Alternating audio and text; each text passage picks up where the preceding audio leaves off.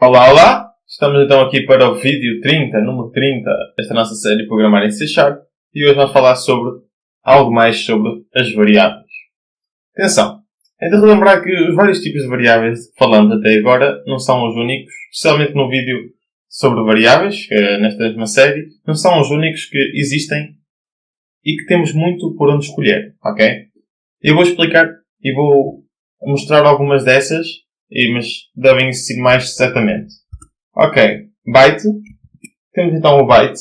O byte, não digo que é o menor, ou seja, o que tem menos peso na memória, porque existe o S-byte, que é o small byte, só que as variáveis têm limites também, ok? Por exemplo, se eu colocar aqui o limite máximo é 255, se eu colocar aqui 256, já é dado um erro, ok? Porque já não cabe o número 256 dentro do nosso byte, é assim até 255. Depois temos o S-byte, que é basicamente, eu considero o small byte. Atenção que eu vou colocar aqui sempre apóstrofo e depois o nome do mesmo tipo, ok? Para não confundir. Depois temos aqui o S-byte, que é o mais pequeno, em que o limite mínimo é menos 128 e o limite máximo é 127. Se eu colocar aqui 128, já dará um erro. Ou seja, não podemos converter para S-byte porque já não cabe. E é o que tem menos peso na memória, porque o limite é o mais baixo. Depois temos o decimal, que é quase a mesma coisa do que o double, se não a mesma coisa. Também tem um peso diferente, tal como o float que eu vou explicar assim também tem um peso diferente. Vamos, por exemplo, colocar 10.0m. Atenção que se eu não colocar o m, será dado um erro. Ou seja, é necessário colocar o m. Depois temos então o float, underscore float, que é basicamente a mesma coisa, só que em vez de colocarmos um m, colocamos um f. Se eu tirar o f, pede-nos para colocar então o sufixo f, que é o que eu vou fazer. Depois temos então o inteiro, como eu já falei. Atenção que o inteiro também tem limite. Todas as variáveis têm um limite na memória. Ou seja, o que podemos colocar dentro. Por exemplo, no caso do inteiro, ele é por volta de 2. Eu tenho aqui os dados, deixem-me só copiar. 2. Portanto, tem então 1, 2, 3, 4, 5, 6, 7. Tem 9. Ou seja, este é o limite. Se eu colocar mais um 0, dará então um erro. Ok, como podemos ver, temos que passar para o long. Eu vou explicar também o que é o long. Por exemplo, se eu colocar... Acho que o limite aqui é isto, mas aqui um 4. Acho que isto funciona, não?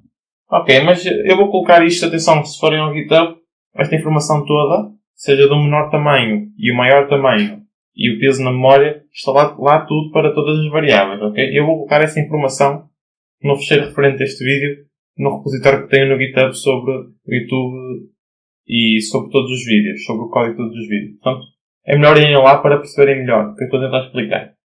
Ok, vamos apagar isto aqui, porque o inteiro já demos. Vamos falar então do uint. Atenção que o uint é sempre o dobro do tamanho. Por exemplo, aqui é uint. E em vez do tamanho ser, por exemplo, se nós tivéssemos colocado e depois o 4, por exemplo, aqui é 3. Opa, 3.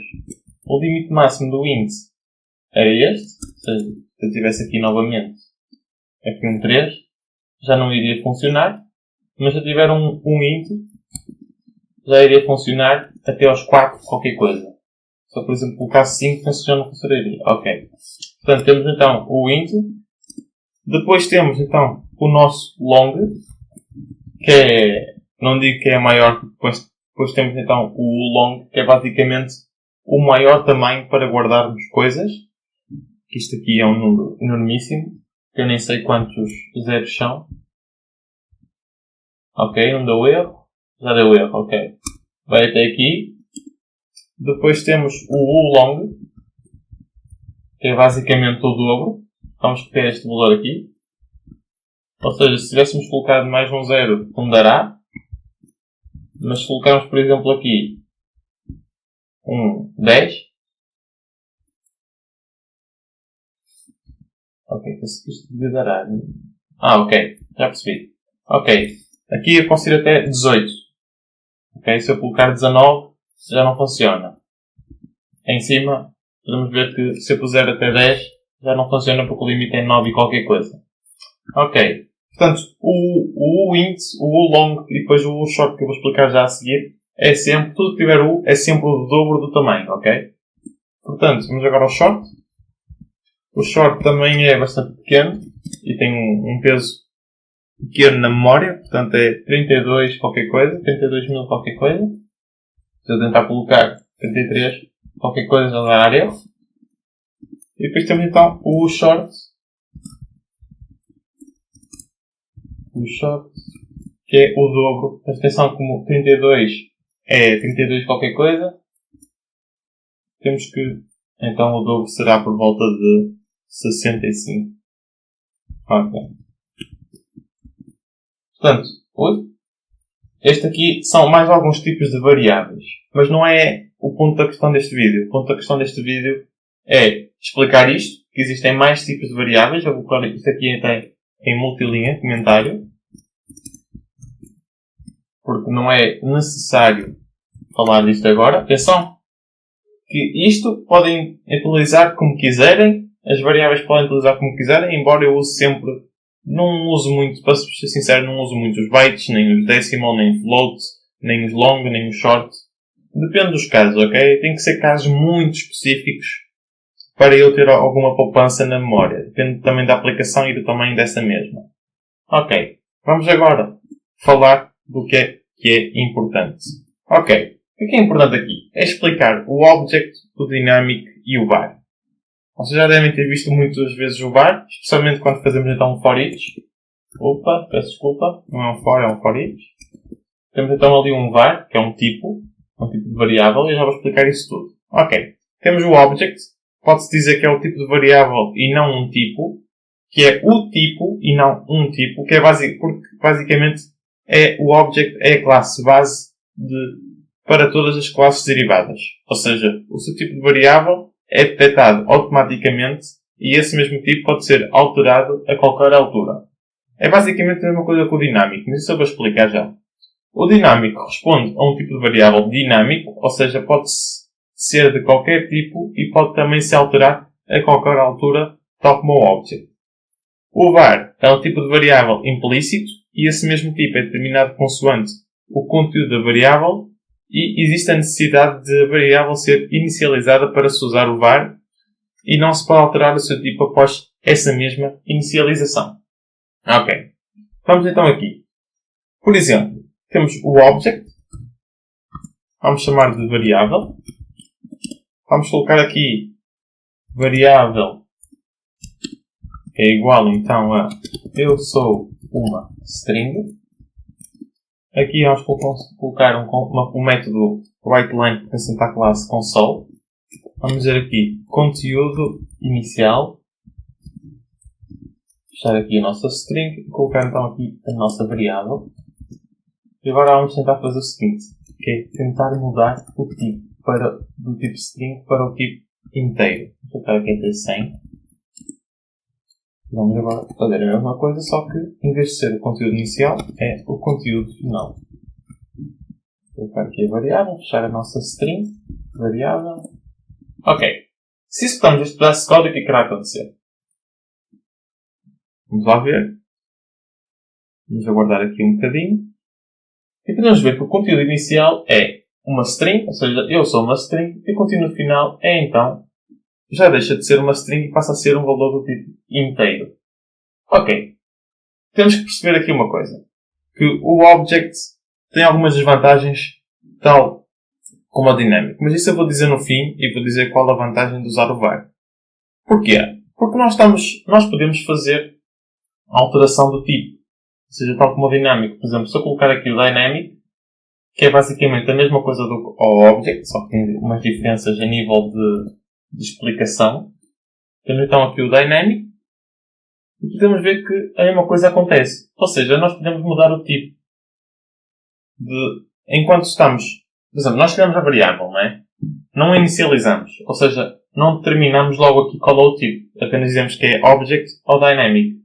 Quando colocamos algo dentro da variável e não na parte de inicialização, dizemos que é uma string, ou seja, eu sou uma string, entre aspas, o que faz ser uma string, e depois passamos de string para inteiro, ao tornar valor de 100, um valor inteiro. Portanto, isto tem algumas desvantagens a nível de desempenho, porque o compilador tem de verificar primeiro o nosso código e vai verificar essa diferença. Atenção que isto aqui não se nota em aplicações pequenas. Nota-se em aplicações, ou seja, essa desvantagem nota-se em aplicações com um tamanho considerável. Aqui seria milésimos de segundo ou nem isso. Mas é sempre aquela desvantagem. Já o VAR é um bocado diferente. E o VAR é sem dúvida a melhor escolha e não penaliza em nada o desempenho. Vamos então aqui, VAR. Como eu disse, o VAR necessita de ser automaticamente inicializado, mas consoante o seu tipo, por exemplo, vamos ver aqui, eu sou uma string, mas consoante o seu tipo, ele já detecta o seu tipo. Peço desculpa, isto está uma confusão. Consoante o conteúdo, ele detecta o seu tipo. Portanto, o conteúdo aqui é uma string, portanto o tipo vai ser também de string. Portanto, o que nós temos que fazer agora, eu vou colocar isto aqui em comentário, vamos a repetir o código. Como podemos ver aqui, somos obrigados a inicializar, atenção, no VAR apenas, somos obrigados a inicializar porque ele quer detectar automaticamente durante a sua criação o seu tipo, que é tipo string neste caso, e não podemos fazer a mudança de um tipo para o outro. Ou seja, não podemos passar neste caso de uma string para inteiro. Porquê? Porque ele já detecta que a variável é o tipo string. Ok? Como podemos ver ali na descrição, de ali string e não var. Se eu pusesse colocar aqui object, o tipo não irá aparecer string, mas sim object. Portanto, o var é basicamente algo que detecta para nós o tipo específico do que nós queremos, mas só um tipo e não dá para mudar mais.